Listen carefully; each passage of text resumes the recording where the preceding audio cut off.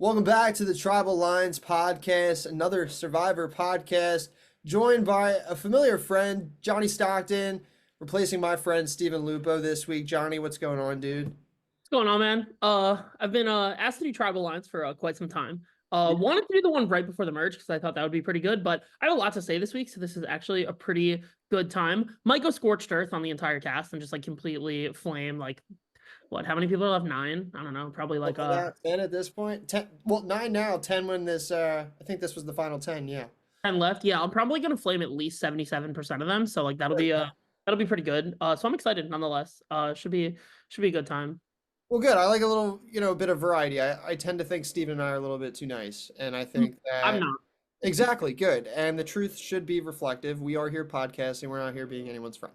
So I Mhm. think, yeah, all good stuff there. But before we do get into the episode, we're gonna ask our trivia question that we ask week in and week out. I'm gonna ask it right now. Steven usually has this book. I usually pick like a random number. Well, I'm just pulling up a trivia question that I thought isn't super hard, isn't super easy. Depends what kind of fan you are. So let's find that out now. I'm gonna ask right here.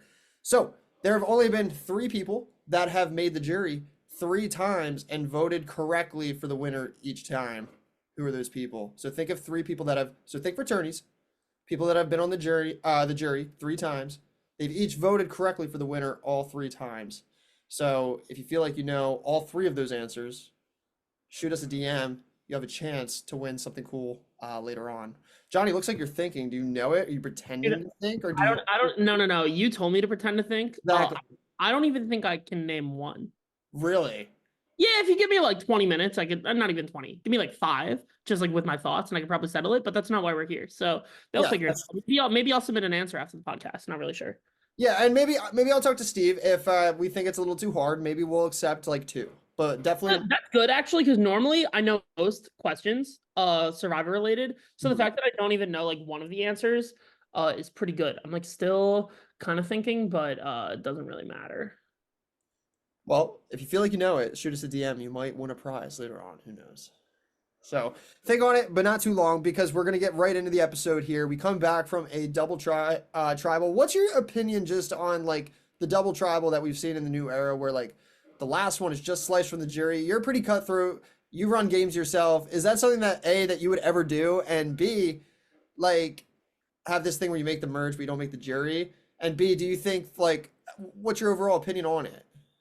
So in terms of the demerge, I think they like optically need to put a double in the game. I think putting a double in the merge is the worst of the options because I think like the merge is where Survivor is truly meant to be played. I think that they basically go like all the way to the final 10 without having like a normal vote. I think the new era kind of sucks, but that's a totally different story.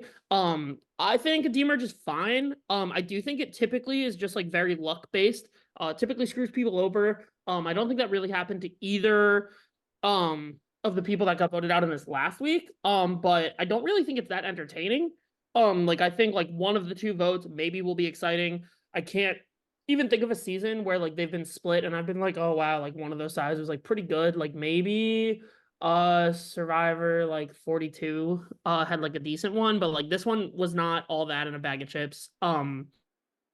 So it was fine. It was Q being like another layer of a hypocrite. Probably being one of like the most entertaining, but also one of the worst players that I've ever seen. Uh, It's a good balance there, I feel yeah, like. yeah, yeah. I think one of the best things about like so like I have this philosophy about like watching Survivor, and then I have the philosophy of like playing and hosting Survivor, and even like watching Survivor when I'm in like a viewers lounge or like a live feed, like I'm like watching Survivor. Like I think I watch people play like closely, like in like a very layered context for gameplay. But when I'm watching the show, I'm strictly watching for entertainment. Like I want to talk about the gameplay, but like I just don't think they showcase the gameplay the way that it's 100% legitimate. Like I just think they give us like 30 to 40% of the picture, and then you hear these deep dives after the season and you hear people talk about their experiences, and it's so different than what we're actually seeing on the show. So I can't help but see the show as a bag of shit. So I kind of think about Survivor as like, okay, like how can I at least be entertained? That's why like I love Venus. Like I think Venus is like truly entertaining. But when it comes to the actual show itself, like especially this new era, like I just like want entertaining characters to just like keep me motivated to like not fall asleep before the episode is over. And I don't mean that as mean as I sound. But this season in particular, I've been having a very hard time like get through the episodes. And like I think there's some good people in there. This is probably one of the more excited I've been towards an end stretch, but that doesn't mean that I don't think a lot of the players are just like really not great. Yeah. Um, so I don't know. I think the split triple's fine. Mhm. They have to put a double somewhere. I think the producers are really botching the natural flow of a survivor merge by doing it in like the final 12 or even 11 or 10, however they've been doing it. I Yeah. just think that they ruin the incredible product that Survivor as a game is by just like separating everyone in half and like people getting split from their allies and getting booted from the game. That didn't happen this season, so I'm not as mad about it. But it's pretty much how the demerge always goes. Yeah, well, and for me, it's like I like Survivor for all the, organic things that it can produce. And for me, it becomes more game body and more like game mechanism when you like try to split it at these smaller numbers. Because like you said, this game is about relationships and it's like about also just at the same time you want to be entertained. And I just don't think it's entertaining or good for the game for what it is because all it does is make players either more game body or it just takes away from the more organic product that it would be if you just keep it what it should be. Because you get to the merge, you should just fucking merge. Like I don't, I don't just. You said game body. I think it's playing safe. Like I think like when people know that there's gonna be a demerge coming, they refuse to make Mhm. a move until the demerge rolls around, or at least maybe they get so deep into the merge they realize like, oh, the demerge is not coming because you need to optimize your chances of surviving that. So like as a player, there is no need for you to make a move, make a new alliance, like move on with the game until the demerge is over. Because if you move on with the game, like let's say in a hypothetical world, this +1 alliance, like with these 6 people, let's say Maria and Tim knew it was as bad as it ended up being for them. Like there's no way that alliance was ever good for the people on Sega. At a typical merge vote, they might expose that 6 sum and get the people on the bottom of Yanu and the people on the bottom of what's the yellow tribe, orange tribe, Of the Yanu and Siga and the orange is Nami. Yeah. Nami, thank you. So like the people on the bottom of those, right? Like in a typical merge round, like I would expect someone like Maria or maybe Tim, who I don't know if either of them really seem to have like the strategic wherewithal to try to want to do something like this, but like I would have expected one of them to take the people on the bottom and flip the game on its head before this alliance of 6 became too damaging to do something to. Taking out 1 or 2 of those people before the jury would be prime. However, because they know that a demerge is coming, they're never going to make that move. Instead, they're just going to ask everybody, hey, who's on the bottom of your tribe and try to take that person out. And it's happened 6 seasons in a row. Like That's, yeah. I do not think that we have seen someone who is not expendable be the merge boot in a very long time. That's an interesting point. Yeah, no, I couldn't agree more. And I think that it's also just goes to show like it's been super repetitive. And I think that that's something that's been bothering people. It's like we were already kind of upset with like all the twists, right? Like all the things that just get in the way of the organic gameplay. But it's just the same format, it's the same thing to expect over and over, and it becomes a little bit more predictable and it becomes a little less anticlimactic when things happen because you kind of expect them to. You expect these certain archetypes or these certain types of game figures to go at certain times because it's like this is what history repeats in this sense. And that's what we've been seeing a lot lately. And I think that's where a lot of the frustration comes as a viewer. So, Yeah, and honestly, I wish I could be on Survivor in like this stretch of time. Like I think this is the easiest that Survivor has ever been to oh like yeah, truly. perfect for me. Yeah, like I would have killed this. Like I would have been such a nervous wreck to be on Survivor any other time. But as long as I'm like, not like abysmal at challenges and like I don't come off as like too gamey, then you can make the merge, be in a core group, and just never ever do anything. Just like make friends. And as long as you're not an expendable person in your starting tribe, you're pretty much guaranteed to at least make the top 10 or the top 8, depending on what season you're on and where the demerge takes place. I am significantly happier that they're merging at 13, doing a normal vote, the double at 12, opposed to the merge at 12, the mergatory, and And then doing the double it. demerge at 11 or 10. Like Yeah. that, like this is at least so much better. Yeah. And I think they heard the criticism in 41 and 42, and changed it a little bit, but doesn't like really change the fact that I still think people are playing super duper safe. I think the only time we like did not see people play super safe is like Survivor 43. They pulled off like a huge move on Dwight right before the demerge. Like Yeah. I don't think Yeah. any other time they have made the not safe move. And Dwight was already like on the outs with Cody and Jesse anyways, so like, you know. So that's my thoughts on the demerge. I do think the dynamics of the game did get more entertaining because of the demerge, like the people that went home. And I'm excited for the entertainment aspect of what could be going forward, but I think people are incentivized to not to play as safe as humanly possible until right now. Yeah. Tam Yeah. Dakota gone. Venus's move apparently to her. What did you think about kind of Venus taking all that credit?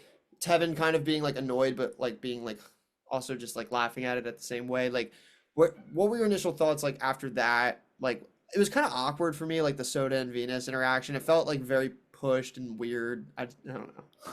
Yeah, I mean, Tevin's annoyance at Venus claiming the move, I think is the same reason why Tevin was never, ever, ever going to win the season. Like, that was Tevin's move through and through. Why does he need people to know that that was his? Like, why does he have to roll his eyes and look at the camera and be like, no, when Venus is like, that was my move?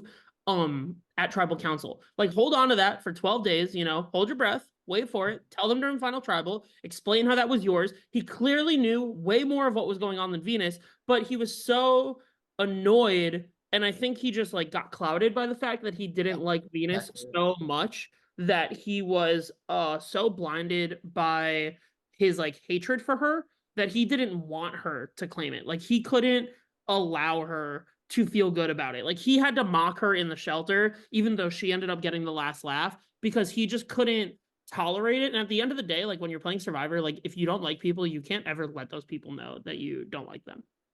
Yeah, and she does a very, I mean, entertaining, like you said, she does a very bad job of like not, if people, people like Venus herself, like people know how she feels about them, but also people have done a really poor job of like, at least the edit's shown us, of like trying to recoup that with her as well. Like I feel like there's hasn't been like this huge effort to like really work with her. I feel like she's kind of just been this like lone fish out there by herself trying to like get back into the water. And it's I think she's a terrible social player, but she's like extremely entertaining to watch. And that's why she's so entertaining to watch. I yeah, actually think she might be one of the best strategic players out there. Like if you watch the conversations she has with Maria during the demerge, like she called Maria out, like, oh, you're like clearly not with me here.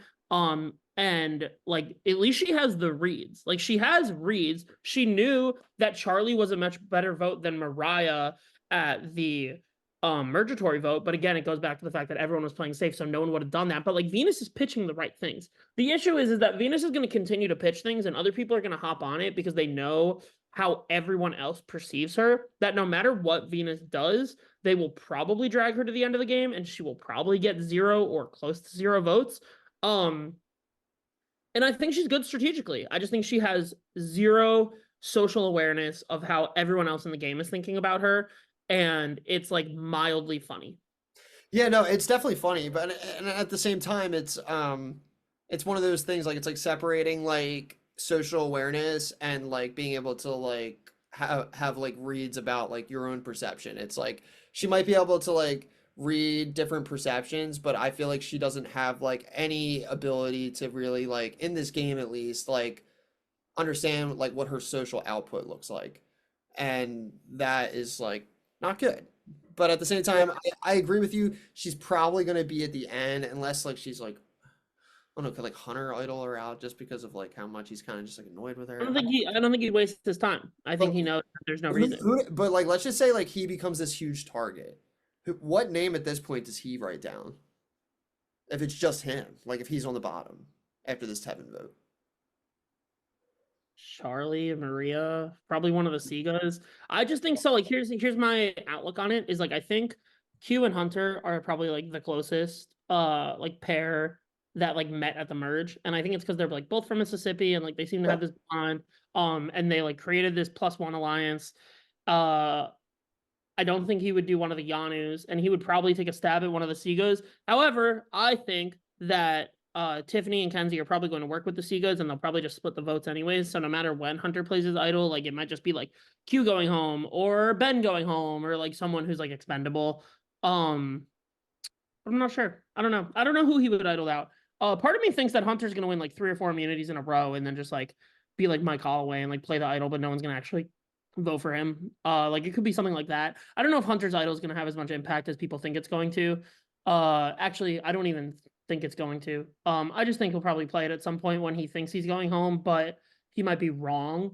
I am so much lower on Hunter's outlook on the season. After this last episode, I really thought he was like one of the biggest winner contenders, but now like, oh man, like he's in a rough spot that like even with like how he feels about how Tevin went home, I just don't think that he like where is he coming back?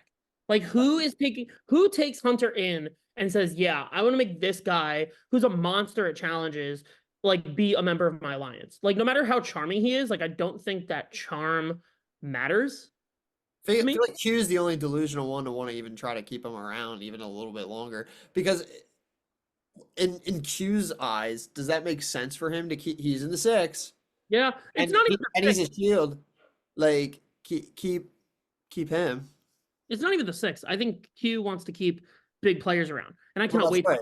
I cannot wait to get to the Q quit. But I think Q's whole thing is like he needs to be in control 100% of the game, or else he can't win. Like I think that's how Q views the game. So like based on like I remember his pre-game interviews like very vividly. And I remember he's just like, I always need to be in control. I always need to have the majority. I need to get my OG tribe as deep in the game as possible. And like we need to be like the dominating force where like two of the four of us are in the final four. He's like, that was like basically like his whole thing. And then he said if he doesn't think that he has those people having his back at any point, that he thinks he just automatically lost the game. And I think he thinks I know it's a crazy philosophy, but it does actually kind of make sense if you're Hunter or Q. Yeah. Because who else is going to let Q get to this point of the game? Now, I'm going to jump to the quit. Not Go really. ahead. Go We'll ahead. jump. We're I jumping around. I want to. I said earlier that Q was bad, and I don't actually think he's bad. I just think that the things he's doing are preposterous. Like I don't think he Yeah. can win the game in any sense of the word. But if he's doing all of this intentionally and making himself look like a survivor dunce, like a guy who's just like, I'm gonna quit, like, oh, like I'm in, like, oh, my ally's going home, like I lost all the power, it's gone. Like, what if all of that is intentional? And then he like is truly doing it because he wants people to view him as a goat, almost the same way that people view Venus. So that way, when Tevin goes and the tides, settle and they realize who's on the outs, that like Q is not a person they're gonna want to take out because they think he's so bad. And Yeah, yeah. I don't know how legitimate that is, but I do think that everything he did was extremely intentional. Because I don't see why Q would want to quit the game. He didn't, stomp for votes. Yeah, no, I agree. I believe it's like fully intentional. I think it's all part of his gameplay, and like it's one of those things like we've seen it like 4 times already, where he always comes back and he's just like, "This was a test," or Mm-hmm. this was my mindset, but this is how I'm going to spin it in gameplay, or this is how I'm going to continue to maintain or take back control. Um, that's actually very funny because it's like hiding like he's kind of going like Alligabler, but Alligabler was not a nothing burger compared to this as far as entertainment and gameplay. But it's one of those things where he wants to just like be this like big mess and then like view me as something so much smaller Yeah, because but the thing what makes me not think it's intentional is that like he's like going around telling people about Tiffany's idol. Like that's the thing where like I start to believe like okay, like how much is he like deciding that he wants to claim it's intentional so he just doesn't look like an idiot? Because like I think that like Stephen Fishback always says this like Survivor's not canon. Like nothing about Survivor is canon. Like you could claim that you were thinking something after a tribal's over and you were never thinking it, but you just want the cameras to think that you're smarter than you are, which is probably why he always says, "Oh, this was a test." Like maybe he truly did want to quit back when Bonnie was on the trial. And like he was just like pissed at their situation and he wanted to quit the game. But then he realized that he doesn't want to come off as a so he says, haha, it was a test. Like jokes on you guys. And he might do the same thing here. I can't tell how much delusion he has versus like controlled strategic thought. I lean more towards delusion, but I do believe that the things he's doing are intentional. I just yeah, don't think they're intentional for the right reasons. yeah, no, and Q with the Q skirt, man. I I don't mean, even get that. What is the Q it, skirt? it's a hoodie that he just wraps around his waist. He's like, I got the Q skirt. I mean, So what every other man does when they don't want to wear their sweatshirt anymore but have nowhere to put it. right, but it's not as cool as the Q skirt, and it's not as dominating as the Q skirt. Per- That's so dumb. I heard the Q skirt thing all week and didn't even bother to ask what it was. And now Well, that I know what it is, I'm mad. yeah, that's it, man. unless I'm missing something like completely more. No, But you're probably not. You're probably tapped in. I'm not tapped his in. whole bit, is Q skirt, whatever. All Now right. Well, he's got merch, which makes me think he dropped good for him. Good dropped for merch him. this week. Maybe he gets blindsided this week. Make your money. Yeah, make your money where you can. Yeah, absolutely. I mean, Carson knows how. Carson does it. So yeah, Yeah. I but mean, no, listen, if I was on Survivor, I would find so many reasons to just try to yeah, make an extra dollar, like literally anything. Um, so that's probably what he's doing. I mean, he's an entrepreneur, he's a businessman, he's like a top real estate agent, isn't he? So like that's yeah, probably something he's focused on. Now, why does he claim that he can make tons and tons of money outside of Survivor, but then he's selling t-shirts? Like, I don't know, but to each their own.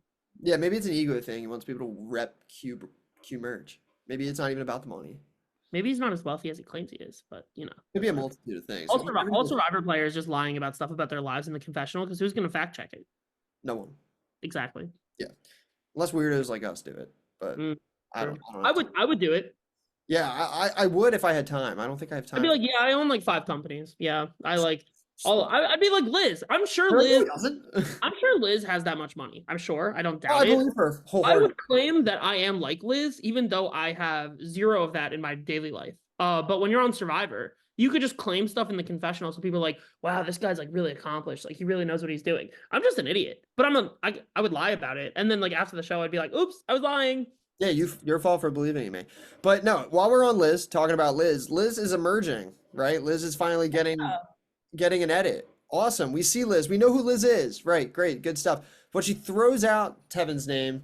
She says that she's wanted Soda out this entire time. Feels like maybe she's getting the vibe that like Venus basically out of the equation. If her Hunter and Tevin are a three, she's definitely like on the bottom of that even. Wants to throw out Tevin's name.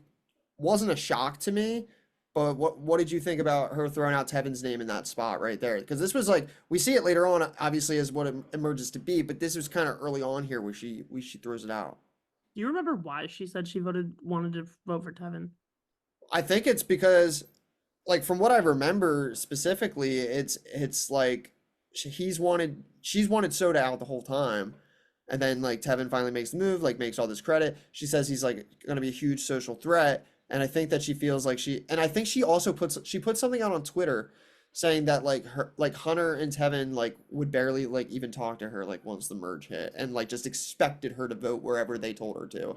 And she said, "I'm not anyone's goat. I want to play my game." She wanted to make a move against like Tevin. It's all coming back to me here. Yeah, I just like I wish she said that in confessional. Like there's a confessional of Hunter and Tevin don't even talk to me. Why am I going to rely on these guys? Like this makes no sense for me. Like they voted out Soda, they could do that to me. Like those are the confessionals I'd rather see than Tevin's claiming a move. Now I have to make a move. Like it's my least favorite Survivor trope. Like let me make a move. Like I'm sure Liz made the move for valid reasons, but for whatever reason, the show loves to do this where they don't tell us why people are actually doing things. My biggest gripe about Survivor nowadays is they don't want you to know who's going home until Tribal Council. I think everything that leads up to Tribal Council should be the story of how a person gets voted out of the game. So Yeah, like they're and not telling us all of the very concrete reasons of what Liz is doing because they want to leave it up in the air. So then here's all of us sitting on podcasts, me and you, we do podcasts all the time, not talking about how Liz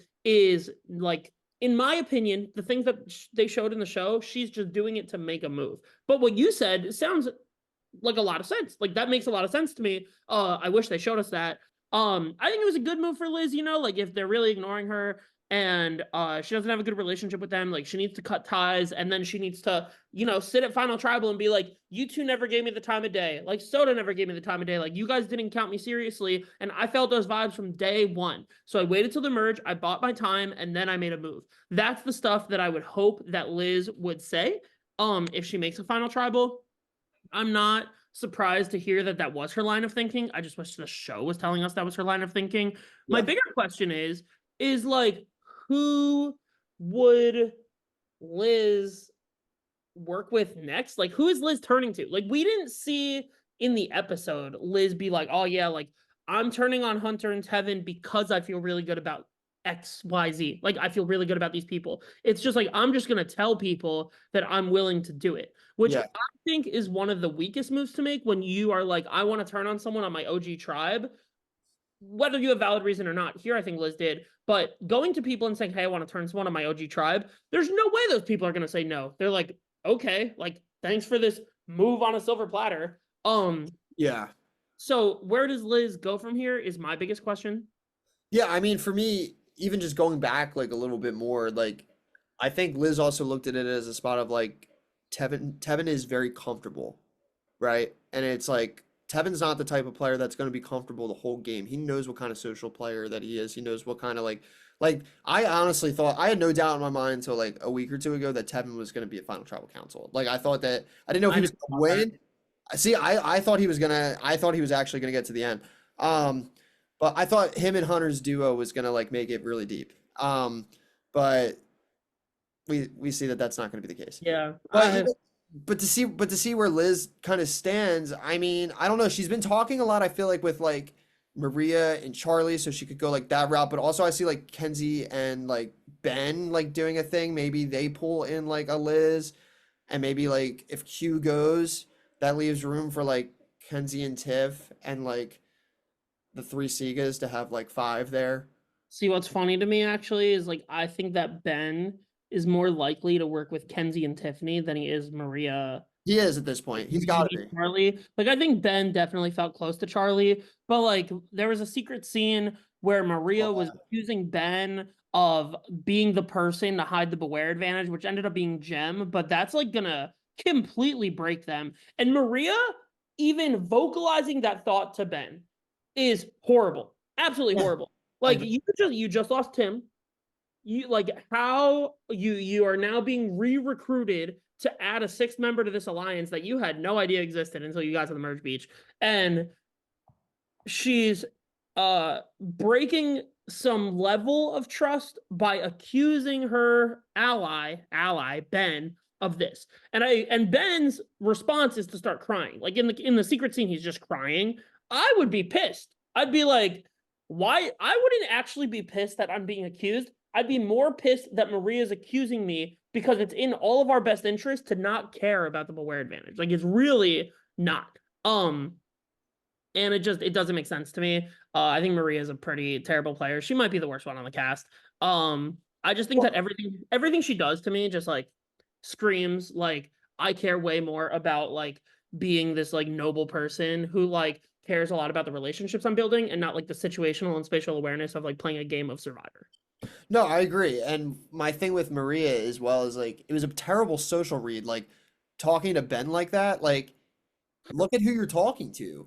Someone who's vulnerable, someone who isn't afraid to like be emotional, share Hmm. his story. You don't talk to the vibes king like that. That's the vibes guy. He's brought the morale up so much in a game that's so depleting. And Hmm. I feel like it was just like a terrible way to like even go about it. I mean, I'm not saying that like she can't like talk however she wants. Like it wasn't like anything like crazy. I mean, does he cry a lot? Absolutely. But like it's also one of those things where like it was bad timing, bad way of phrasing, bad everything.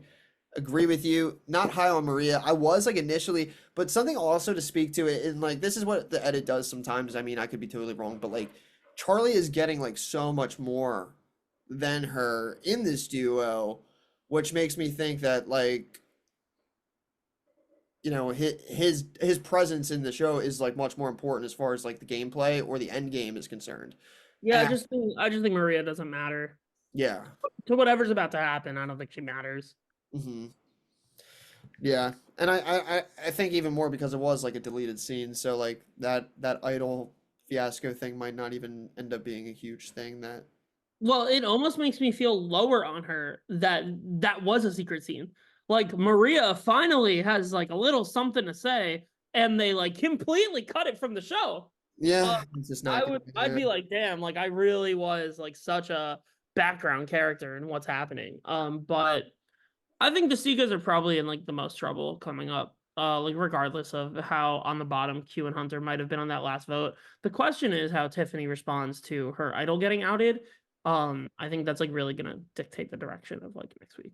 Yeah, let's backtrack that a little bit because the way that that happens, Q throws out Tiff's name. Q, she's in the six, man. Like I just everyone's throwing out everyone's name in that sense, but Q throws out Tiff's name, right?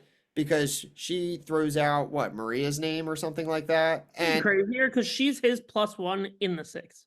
he did say in his pregame interview, like he said, like he wanted to be take his OG tribe as far as possible, be in the four with someone from his OG tribe. And now he's like just he was willing to cut Kenzie over Banu like weeks before. And I feel like, him and Tiff have been lockstep. He's willing to just like throw Tiff to the curb and like, but it's like what do you do? You're just losing like your closest numbers and like just making it so chaotic. And then it leads to his tribal fiasco, which was vomit. But Yeah, I don't know. So like here's my thing, right? Is like he has basically targeted every member of his OG tribe, like yeah, at yeah, one point or another. Why Tiffany? So he gets so mad that people in his alliance are throwing out members of other people in the alliance. So then he throws out a member of someone in the alliance. Like that has now happened twice. yes.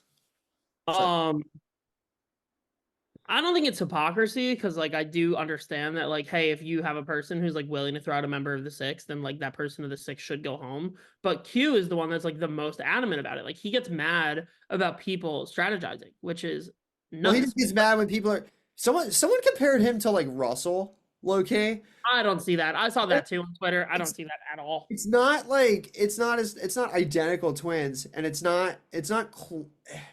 they have like similar moments to where it's like all about just like absolute control of the situation. If you're in control, you're gonna be a baby about it when you're not in control. And that's what they have in common. Like you can see even like Q just like walking away when like when they came back and Ben didn't really want to talk about it and he wanted to like get to Ben before the other tribe came back and he was just like throwing like a little fit. Like Russell would do the same like when things Yeah. go his way. So it's like those types of things. But it's about like having that like absolute complete power or feeling like absolutely like you're on the bot or like absolutely like naked in the game if you don't have like 100% power. And it's all about like a balance. Like if you have power 100% of the time, like you're just not going to win. Like it's impossible. Yeah, that's his philosophy, and I don't necessarily. I mean, we all know Survivor doesn't work that way. But I also believe if you are someone in Q's archetype, like Survivor could work that way. But like, you should also not see it so like one dimensional. Like, I Well, think that's if the you're like, problem. yeah, if you're like a great Survivor player, you could see a lot of outs and a lot of options and a lot of opportunities. And I think there's players on the season like that. I really have like kind of narrowed it down to like only two, maybe three people that could like actually win the season. But I don't know. I don't I just the man confuses me. The hide and seek thing was great though. That was hilarious. Yeah. One of my actually my favorite scenes in Survivor in a long time. I do think that those moments are like a lot of fun. Like I even liked like the Taylor Swift and Metallica back and forth. Like I thought that was really I think that stuff is great. Like I think that stuff is like fun. I actually think it just tells us a lot more about the people. For whatever reason, Survivor used to squeeze a ton of those moments into 45-minute episodes, and now they're still struggling to squeeze it into 90. Which is more like 64, depending on how you look at the episodes. Yeah, so like when it came to the hide and seek, like Q was completely just like gobsmacked at like people's decisions there. So like even you want to go to like Hunter, right? Like Hunter's his boy, like Hunter hiding in a tree, and he's mad at Hunter for hiding in a tree. Is Yeah. he mad that his ally is putting a target on himself, or is he mad that his ally is capable of that and wasn't showing it? I will say, Hunter, like, what are you doing? Hiding in a tree, winning immunity, flipping upside down, like that kind of stuff. Like, who are you impressing? We've watched you for the last 20 days. We know by far you're the best challenge player out there. Probably just as good, if not better, than Jonathan, because at least Yeah. Hunter's like really, really good at these puzzles, it seems. So just like it is crazy to me that like he's even doing stuff like that to put a target on his back. And like now, like his number one ally goes home. Like that can't be a coincidence that like Hunter is like very obviously not consulted in this decision or cared about. And I did not think that that was a position that Hunter would be in at this point. But like hiding in a tree, like being the guy, like it just like it doesn't ever help if you are like I don't know if you're Hunter. And you want to know if Yeah. Jonathan did it? Like Jonathan was able to get to Final Four. I don't know what's going so terribly wrong for Hunter here. Maybe the fact that he started off on such a dysfunctional starting tribe. That's probably a lot of it because think about it. Jonathan's was pretty dominant. And Jonathan was also not seen nearly as big as a threat socially or strategically. Really, Jonathan was only there in the end game because of two reasons. One, because everyone thought that they could beat him at one point, maybe outside of Romeo, and Hmm. two, because Mike and him and Mike were very close. Yeah, But yeah. same with Hunter. Hunter, I mean, Hunter's just like a much like bigger threat, and he doesn't have the same. I don't think he has the same path anywhere Hmm. close. But while we're speaking on Hunter, I know you were saying he's like, a lot lower in your winter stock here now, but do you think that there's like a world where he can maneuver his way to the end game? Because I feel like he's gonna win if he gets there, right? So it's like, Yeah, I mean, there's like the Mike Holloway, Ben Driebergen of it all. Like he can very easily win a few challenges. Maybe there's like the mid-merge twist. Like all he's got to do at the end of the day is get the final four fire rankings. So they're what at the final nine right now? Nine, eight, seven, six, five. So he's got like 5 rounds to just like, you know, win 3 immunities playing idle, maybe get by one other round. Like I think it's possible. I just don't know who Hunter plays the game with from here on out. Like maybe Tiffany and Kenzie. yeah. Like I think that Tiffany and Kenzie are very open to working with any kind of person, and I don't think they care to use Hunter as a shield. I think Tiffany and Kenzie are probably like the two best players out there, next to Charlie. And I think they would work with Hunter. I just don't think like what Hunter's now gonna rely on Q. Um, That's about the only shot he's got, it feels he like. can't. No. He Out of literally winning immunities and playing the idol. yeah. So how can Hunter get to the end? I don't know. Like Mike Holloway, the whole season becomes about Hunter. We got to stop Hunter. We got to stop Hunter, but no one can stop Hunter. Hunter starts stealing rice in the middle of the night and eating more than everyone else. Oh, they don't have rice, so it actually doesn't matter. Let's talk about the rice. Sure. Let's talk about the rice with the negotiation. Do you think that like people should have just sat like the first four people that were out of the challenge would probably be like I feel like I could have predicted something similar to what that four was. Yeah, but like the aspect that you're missing is like people's ego. So like a bunch of these people, Yeah, number absolutely. like they all think they can win the challenge, or like they all Yeah. want to compete in like the Survivor Classic challenge. I think Q knew he could have never won that challenge and like was trying to like make people feel guilty for not sitting out of it. When Q is like claiming that he wants to throw challenges, I just think he's not good at them. Probably. There's a reason why Yanu lost like what 4 of the 5 Yeah. pre challenges. Like they really did. They lost 4 of them, but because Randon got medevaced, they Yeah. they made the merge with 3. Um, but if Q was actually good at challenges, then he would have been the clutch person for Yanu to win challenges. Like there was no clutch person on Sega. Like Q, that tribe was made for Q to be the clutch person, and he was not able to clutch a single thing. So like Yanu going to losing 4 straight challenges, a bunch of reward challenges, like it shows to me that he's not good at challenges. So like obviously he's gonna try to get people to sit out and then use that as an excuse to make other people be the martyr when they don't sit out. Liz sitting out makes sense. Who else should have sat out? I don't know. I don't think anyone should have sat out. I look at everyone left in the cast and I genuinely think they all could have had a fair chance at winning that challenge. I don't know what all of their upper body strength is like, but I don't think that any of the people, maybe with the exception of Ben, I would have been like, yeah, I don't think that person has a chance of winning, so they should have sat out. Um, and then it depends how hungry people are. Like if people are like, "Hey, I'm cool eating coconut and sand for the next 12 days," then they could go nuts. But I don't know. I did like that it didn't happen. I did like that Jeff wouldn't budge. I did like that no matter how much they tried or Charlie tried, like different alternatives, that Jeff wouldn't do it. And I Nothing. like that people stood their ground and played the challenge. I think that's exciting. We haven't seen that ever. So that's good. Good for the show. Good for the twist. It shows that Jeff is serious about his word. Uh, It's true. I'm disappointed that he didn't stab the rice, but he didn't even need to stab the rice because I don't think anyone would have jumped anyways. No, it's just a classic countdown starting at 10. Yeah, it's a classic Survivor classic thing to do now at the classic time of a new era classic Survivor season that we're gonna classically offer people rice and then we're gonna assume everyone's gonna take it, but they don't take it. And I like that they didn't take it. I find that endearing. It's actually one of the reasons why I like this cast, even though a lot of them suck as like game players. Like if I was playing on this cast, I'd be like, damn, probably better than most of these people. Yeah, Physically is probably where I'd struggle. I would hope to be on like Hunter's tribe. yeah, But we they all. realistically, they probably would have put me as like the Jelinski, like put me on a tribe with Q and been like, oh, like Johnny will help carry the challenges, and I would not have been able to. Like I probably would have been absolutely terrible at some of them. And I would have sat out of this one because I can't hold on to a pole like that for more than 45 seconds, but that's Yeah, okay. I feel like I feel like it's several minutes they lost like 5, 6 people. So I think that I think challenge in is 2 minutes, I think in 2 minutes they lost 4 people. yeah, that challenge has gone like 2 hours before with Parvati, right?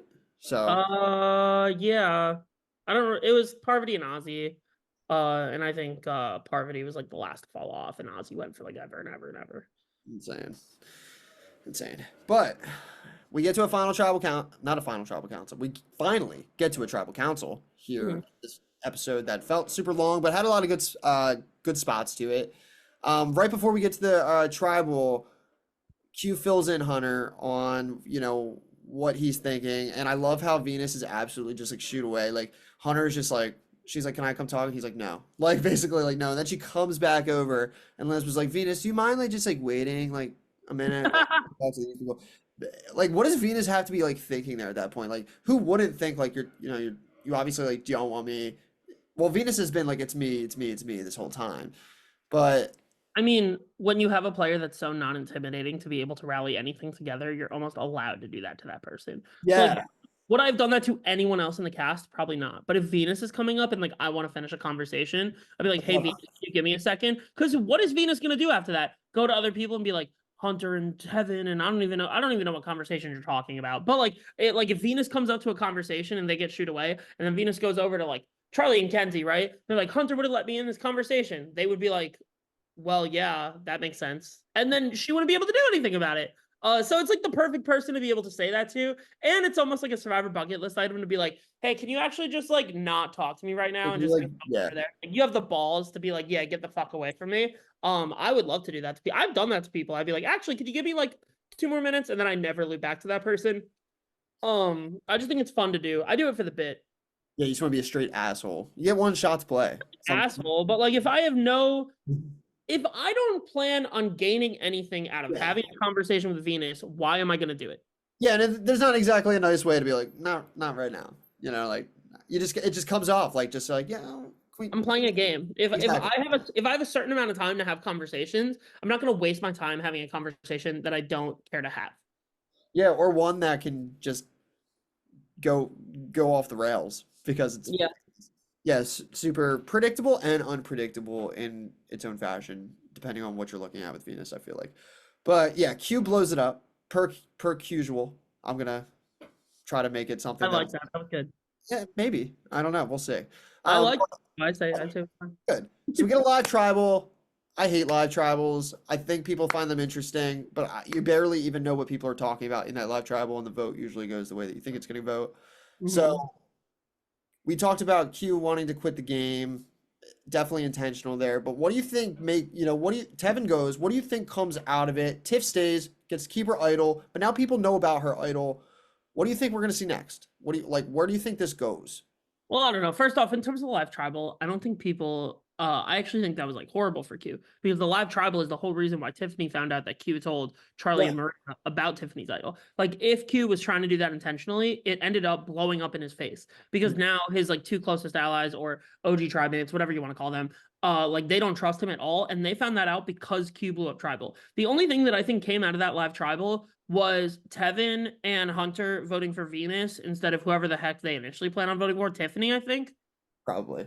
Yeah, Yeah. yeah, yeah. So I think they might have switched off of Tiffany and onto Venus during that moment, but it didn't matter because like all the momentum was against them regardless. What was your initial question? Where do you think we go from here? Yeah, like where do you think we go after this, knowing that Tiffany knows that Q spilled the beans about the idol?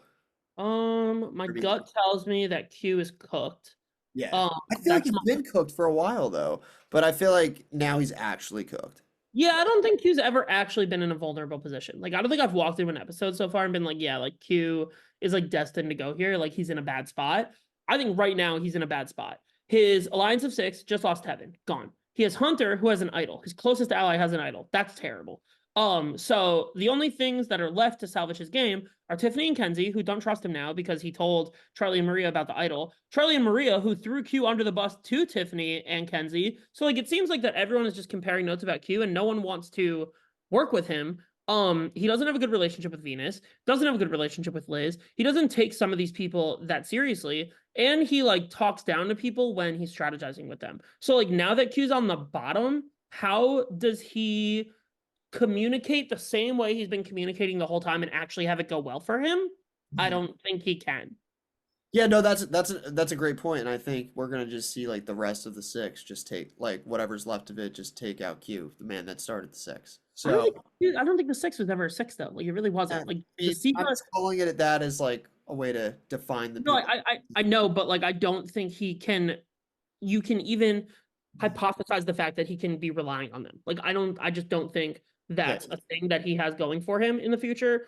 I don't know what he has going for him in the future. He really has to just crave to the mercy of Tiffany and Kenzie and grovel to them. And I don't know if he has it in him to grovel. I think the thing that's keeping Q in the game is that and I don't think he's actually bad, but I'm gonna say this. Like, I think he's so bad that there's no reason to get rid of him. Like, it's probably wiser for Tiffany and Kenzie to get Liz and Venus, maybe Q, maybe Hunter, and knock out Charlie and Maria. Like that is a much better move for Kenzie and Tiffany. Like then they will be in such a power position for the rest of the game, and that's what I hope they do this week.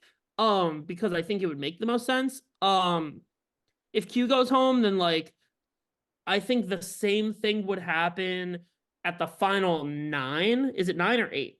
Eight. The well, final. now, yeah, it would be the final eight So like, after. let's say Q goes home this week. Like, I still think they could rally together the same numbers to knock down Charlie or Maria this week or next week. I think they're kind of already in the position to do that. The question is when they do it and will Q be a part of it? Because if Q is around when Charlie and Maria get stabbed at, then Q has like a bit of a chance to like rework himself back in. But I just don't think like I think Tiffany and Kenzie, I think they have Ben. I think they have Liz. I think Kenzie is going to grab Venus. Like I think Kenzie has like this charm that like is in the beginning of the game very intimidating, but like when you're deep in the game and there's a lot of people that hate each other, it's lethal. Yeah. And I think that she'll be able to just probably make happen whatever she and Tiffany want to have happen. And people know about Tiffany's idol now. So like I don't know what numbers they could rally together to blindside them, assuming Liz and Venus don't go with the Segas. Yeah. No, that's a great point, taking that shot at Maria or Charlie. I think Mm-hmm. feel like they would take it at Maria first for some reason. I Yeah. yeah, I don't know. Neither here nor there because we don't know yet, but we'll see. We'll see pretty soon. Good episode to recap. Before we get on out of here, we got some Survivor pool picks to talk about. So, Mm-hmm. Johnny, I think you're like pretty much like ahead. I think you're like in the lead of this thing. I don't even know. Yeah, I'm killing it. I could see the future. So that's another reason why Feels you guys. like it. It feels like you have. Are you on Reddit? Are you on spoilers? No, apparently there's no spoilers for this season. I actually Okay. like every time I tell my other friends that I'm doing this thing, I'm like, all of these people that don't know who I am like must think I'm cheating, but I'm not. Normally, That was me last year. I did great. normally I do other Survivor pools and I sucked. This year I'm like kind of spot on. So what we're talking about the person that I'm gonna pick that like I think is going out soon. Yeah, I'll explain it to you real quick. So there's 11 people left in the survivor pool. Okay. Two people last week chose Tevin. Steven was one of them. So Steven's out, which yeah, Bye, Steve. listen, Steven. See ya. Bye. We'll take your money. Okay. Yeah. Um, I've chosen Liz, Soda, Tim, Mariah, Q, Venus, Tiffany. Some of those people are still there. So I have five people left to choose. They're Ben, Ooh. Charlie, Hunter, Kenzie, Maria. You've chosen Randon, Banu, Tim, Mariah, Tevin, Q, and Hunter. You have seven people left to choose from. They're Ben, Charlie, Kenzie, Liz, Maria, Tiffany, and Venus. Um, so I'll pick first so you can think about it because I've been thinking about it. I'm just gonna go ahead and since I have Hunter left, I think I'm gonna take Hunter. Don't think he goes on Wednesday, but I think out of let me see who's there. Hunter, Charlie, Kenzie, Maria, Ben. I feel like I feel like Hunter's the safest pick with those people that I have left to like go soon, but not go next week. Because Yeah. I can see Charlie or Maria being in the end, maybe together, interchangeable. So I don't want to take that risk. Kenzie, same. I feel like Ben's gonna be like, I feel like if Kenzie or Tiffany go to the end, like they're gonna bring Ben with them, and like Ben's gonna. I feel like there's a world where like Venus gets voted out and Ben gets 0 votes. I'm not sure, but where's your head out there with your? So here's how I think these Survivor polls should go. You know, there's like winner picks. Yeah, I think there's like finale picks, like who's making the finale, and yeah, those people should just never get touched, like ever. And if you have to touch them, you touch them in a week like I did last week, where it was after the demerge. I really didn't think Venus was going home, and Venus was the obvious one. I did not know where it was going to go. Last week, I would have probably not predicted that Tevin was going, but like he could have been very up there for me. So you should never touch the people that you think are going to make the finale, because if you get to the finale, you want to make sure that all of those people are still intact, so you like have a chance to go on the run. Like at the end of the day, you need to not get eliminated, but you also need to have like the most options when there's few people left. yeah, And that's how I see it. Like I do it with NFL football. Like you pick a different team every week and you hope to like save the good teams for like week 15, 16, 17. So that yeah, like you're really able to like try to make as much money as possible. I have a lot of options left. And if I'm looking at the people that I don't think will make the finale, I don't want to give like too much of my thought process away, because I do think that I am in the lead, and there are some people that might be watching this that might still be in and want to make their decisions based off of mine. But I'm leaning towards picking Charlie. I think that's where I'm going to go. I still have like 48 hours to decide. There's like one other person I'm teetering between, but I don't. Oh, Steve wants you to pick it right here on the pod and lock it in. Well, Steven told me that I have until Wednesday at 8 o'clock, so that sucks for Steve. All I'm right, gonna play. right I'm gonna here. play. I'm gonna play by the same rules that everyone else gets to play by, and there's money on the line, so I take that very seriously. All right. Quite the gambling man myself. Yeah, I think the person to pick here is Charlie or Maria, and I just don't know which one it should be. I don't care. I don't care. I think Ben is probably gonna make the finale episode. I think that Kenzie and Tiffany will both also probably be there. And the question is which of like Venus and Liz are there too. Like I think those are probably four of the final five. And the question is like how long can I go without picking those people? I think there will be like some tumultuous weeks coming up where I might burn some of those picks just so I don't get eliminated. But I do think the next swing in the game is coming against Charlie and Maria. And my gut tells me that Maria goes first. Yeah. So does it happen this week or next week is ultimately the decision I have to make. I would be keen to pick Q this week, but I've already picked him. So I can't pick Q again. So yeah, I'm probably gonna go Charlie and Maria. The question is which one do I go? I don't think Ben is gonna get picked off. I kind of equate Ben to like Kendra from last season, where like might be like a mid-merge nothing burger of a boot. But I think that his relationship with Kenzie is something that the show is highlighting for a reason, and I think it's important. And Yeah, I I think, think it's because he's her goat. yeah, it's possible. He just votes with them the rest of the way. Like, I could see it being like Kenzie, Ben, Venus, or like Tiffany, Ben, Venus, like in the final three. Maybe Liz is there too. And I think one of Kenzie or Tiffany probably wins the season. I'm probably gonna refuse to pick one of them down the stretch. yeah. Um, So yeah, those are just like my reads. Could they be right? Obviously, they probably are, because I'm a genius and I'm Jesus Christ himself. And Steven Oh. FaceTimed me to tell me I'm Jesus Christ himself. I mean, at the end of the day, I've made 7 picks this season, and 5 of those people have been eliminated from the game. And Q and Hunter are the other two, and they are in a terrible spot. So I hope they Yeah, you're maintain. looking good. I hope they maintain to be in that spot, but those are probably my picks. I've said a lot. I've spoken way too much on this podcast. I apologize for speak that much, but I don't get to do this that often, so I really like to just like flush my Survivor juices out there. I really came off hot at the beginning, just like insulting the players, but like I came around and actually like talked logically once I just got done being pissed at the world for Survivor kind of sucking lately. But I love to talk about it, so here we are. Well, no, I must say it's refreshing, and I love to have someone who is both logical and non-logical. So it's great Oh, because, I'm nothing but illogical. yeah, I think that's the better word for it. Illogical, non-logical. We're making up words out here.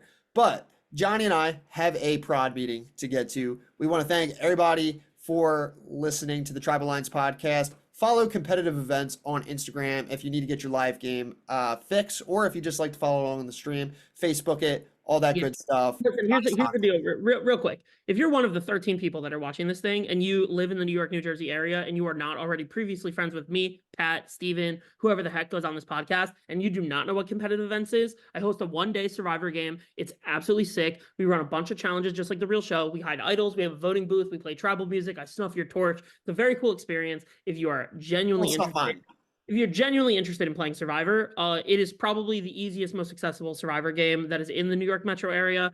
Give or take, I run like 6 or 7 games a year, and I just try to get as many new players as possible to play. So if you are one of those new players and you've never played Survivor before, hit my line. I'm much nicer in person than I am on this current podcast, where I have been a raging douche for the last hour. But I care a lot about the people that play my game, and I hope to invite you into my world if you are ever interested in playing. Absolutely.